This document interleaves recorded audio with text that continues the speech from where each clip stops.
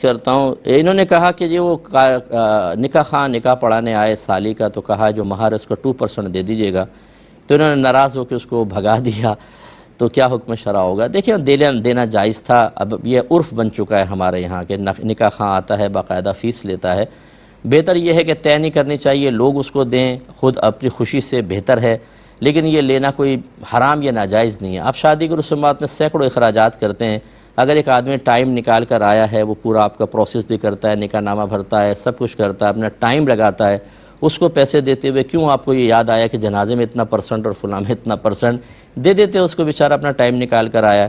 ہم دیندار اگر کوئی پیسہ مانگے تو بڑا افسوس کرتے ہیں، اور دنیا کے اندر ہزاروں روپے اپنے بچوں کو ہوٹلنگ کروا دیتے ہیں، 10-10 ہزار 20-20 ہزار کی. لیکن جب قاری صاحب بچوں کو پڑھانے آتے ہیں تو کہتے ہیں کتنا لوگے؟ وہ کہتا ہے 1000. بولتے ہیں نہیں 500 روپے دیں گے، 200 روپے دیں گے، 300 روپے دیں گے. دین ہمارے نزدیک اتنا معمولی اور حقیر ہو گیا ہے کہ اس کے لیے جتنا کم سے کم پیسہ مختص کیا جائے اسے بھی سمجھتے ہیں پیسہ ضائع ہو رہا ہے.